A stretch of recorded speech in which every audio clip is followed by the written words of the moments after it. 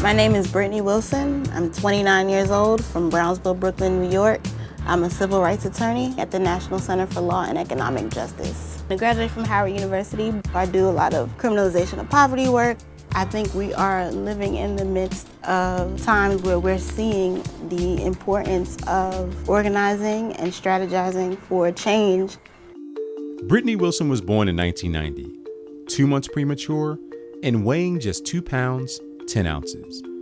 By the time she was 18 months and still not walking, Britney was taken to specialists for further evaluation. The heart-stopping diagnosis?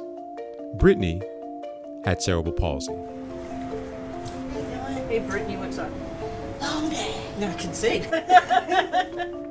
Mine is called spastic diplegia, so it affects my lower extremities in particular. I was the sole caretaker of Britney. I had to work to make ends meet.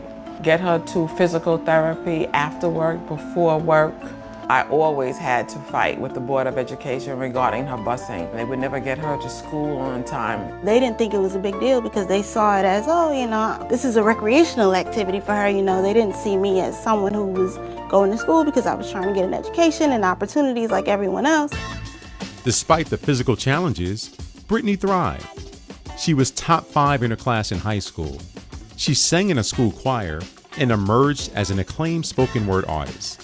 Britney welcomed the next step in her life's journey. Britney was gonna go to college by hook or by crook. I'd been on a ton of college tours. It felt like, how can I not be a part of this? Britney was exploring ways to pay for college when she discovered the Tom Joyner Foundation. Launched in 1998 by legendary radio host Tom Joyner, the foundation provides financial assistance for students attending historically Black colleges and universities. I had grown up listening to him. My mom always loved the morning show. He was part of my college interview. Just a great person who cares about community in the HBCU model.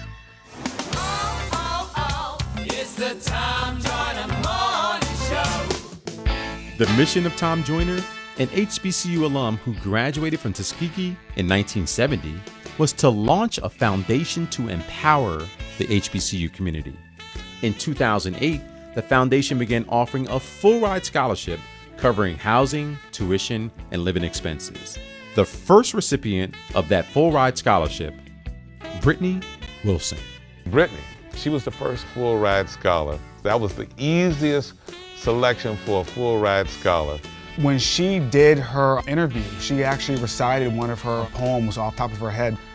You cut me open, I bleed Brooklyn. That girl was Brooklyn through and through, and I loved it. Believe me, it made things a lot easier, a lot easier. She would have had a considerable amount of debt if she hadn't been awarded that scholarship.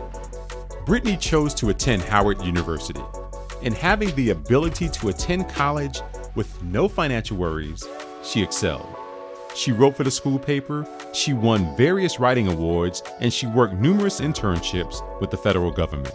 She eventually graduated from Howard, Phi Beta Kappa, summa cum laude, with a perfect 4.0 GPA.